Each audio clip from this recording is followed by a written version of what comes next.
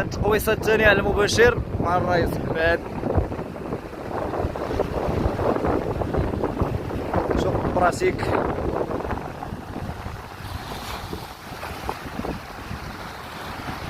لا كاين واحد شويه ديال الكوران، داك الشيء علاش كتكون صعيب انك باش تبدا الكورسه. تبارك الله على الرئيس، اللهم بارك وزيد في ذلك.